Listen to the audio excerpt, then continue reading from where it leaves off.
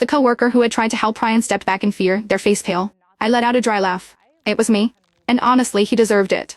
Ryan gritted his teeth and glared at me, then shouted, yeah, I deserved it. I fell for someone I shouldn't have. I'm the one being called a kept man, a plaything.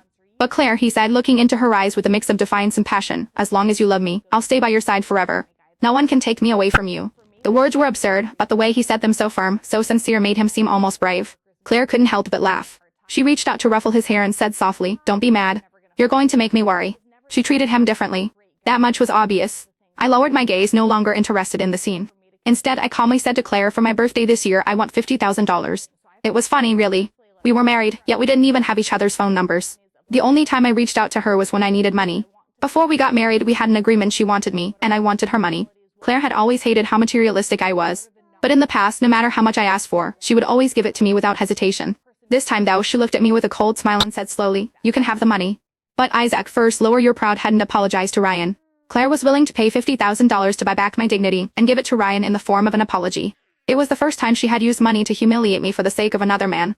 I clenched my fists and forced a laugh, holding back the sudden wave of pain that surged through my body. I turned and walked away. I didn't need the money anymore.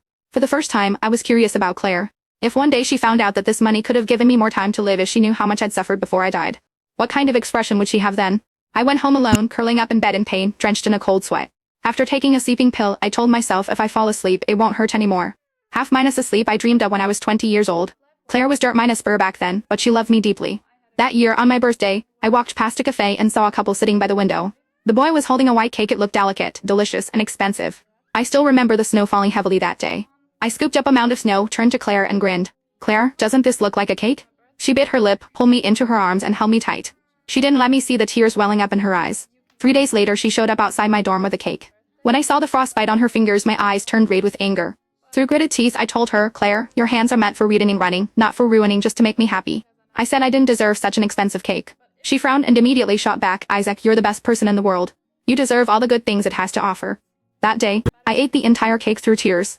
I don't even remember what it tasted like anymore. I just know that after that, I never had a cake that tasted better. I slept for a long time. Half minus conscious, I heard my phone ringing. When I picked it up, Claire's voice came through. Isaac, she said. I smiled faintly, my voice soft as I replied, Claire, it's snowing. I want cake. Before she could respond, I turned over and fell back into a deep sleep. I slept until the middle of the night when hunger woke me up. I went to the kitchen to find something to eat, only to realize Claire had come back. She had bought Ryan a big house. They lived there together. He cooked for her, made her laugh, and waited for her to come home. Claire seemed happy. She hadn't been back here in a long time. She leaned lazily against the floor minus to minus ceiling window, her eyes fixed on me. I kept my head down and walked past her, only for her to grab my arm. Frowning, she asked softly, why have you lost so much weight?